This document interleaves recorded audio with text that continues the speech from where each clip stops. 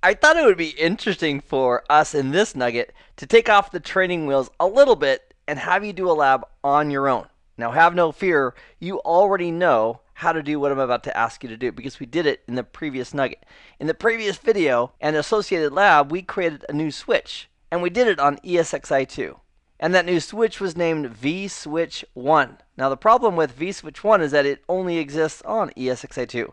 It would also be nice and convenient if we had that same logical switch and the same port group also on ESXi1 and ESXi3. And one of the reasons is that when we get to the vMotion part of our show and we learn how we can move or migrate a virtual machine from one ESXi host to another, one of the challenges is if the networking doesn't match, for example, the port group that this VM was in here doesn't exist on the ESXi host over here, that could cause a wrinkle or two when we want to move a VM from one host over to another.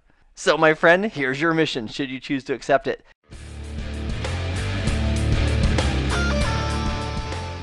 On ESXi1 and ESXi3, these guys right here, I'd like you to create a new vSwitch 1 on those two ESXi hosts. And on that new vSwitch, I'd like you to go ahead and use VMNIC 5 as the uplink. And that'll be going to the VM network. So behind the scenes, the physical connectivity is already there. And what we're doing with the new vSwitch is simply telling it to use that physical interface, VMNIC 5, which connects to that VM network. I'd also like you to create a new VM port group associated with Switch 1, and I'd like you to name it exactly this, capital N EW dash capital VM underscore capital N ETWORK.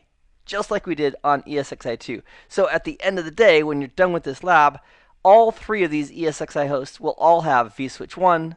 They'll all be using their physical interface VMNIC 5 for the uplink, and each of those switches will all have a VM port group called new-VM underscore network.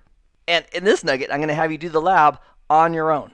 So if you need a refresher on any of those steps of creating the new switch or the port group or associating the VMNIC with that switch, go ahead and take a look at the previous nugget, which walks you through step by step with a live demonstration of exactly how to do that. So have some fun in the hands-on lab, get some additional practice working with vSwitches, and I'll see you, my friend, in the very next nugget. Meanwhile, I hope this has been informative for you, and I'd like to thank you for viewing.